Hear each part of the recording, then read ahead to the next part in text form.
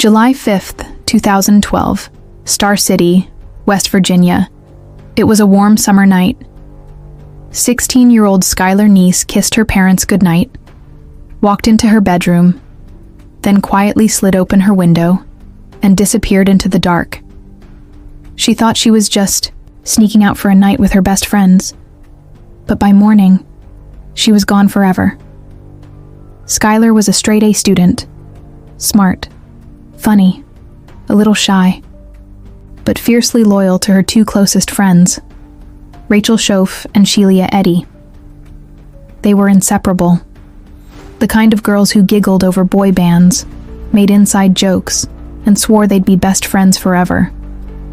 But that night, Skylar didn't realize that forever had a very different meaning. At 12:31 a.m., security footage from her apartment complex caught her slipping into the backseat of a car. Shelia was driving. Rachel was in the passenger seat. Skylar was never seen alive again. The next morning, Skylar's parents panicked when they found her bed empty. There was no note, no phone call, nothing. Shelia told police they picked Skylar up, but claimed they dropped her back off an hour later, just down the block.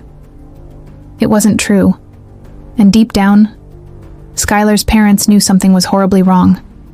For months, there were no answers. Skylar was classified as a runaway. No Amber Alert. No national coverage. But behind the scenes, the FBI had doubts. Rachel and Shelia's stories didn't line up. Their phone records showed they were in Brave, Pennsylvania, nearly an hour away, at the time they claimed to be in town. Still, they smiled for photos, they helped post missing flyers, and they acted like they had nothing to hide. 6 months after Skylar disappeared, on January 3rd, 2013, Rachel's Shoaf cracked. She walked into a police station, shaking, tearful, and then she said the unthinkable. "We stabbed her. We just didn't want to be friends with her anymore. That was it. That was the reason. Not jealousy, not anger, not some tragic accident. Just cold, calculated murder." On the night of July 6th, Rachel and Shelia drove Skylar to a wooded area across the Pennsylvania border. They had knives hidden in their hoodies, and when Skylar turned her back, they began stabbing her again and again and again. Skylar fought back, her own blood soaking the soil, but she was outnumbered. The final blow pierced her heart.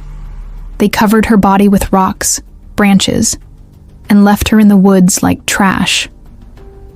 Then drove home and tweeted like nothing ever happened.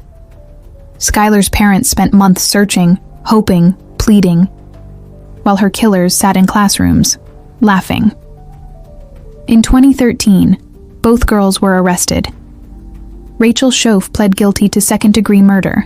Shelia Eddy, caught in her web of lies, finally pled guilty to first-degree murder. Rachel was sentenced to 30 years.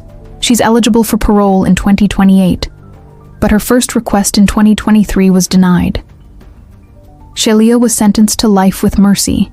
She will also be eligible for parole in 2028. Skylar didn't sneak out to meet strangers.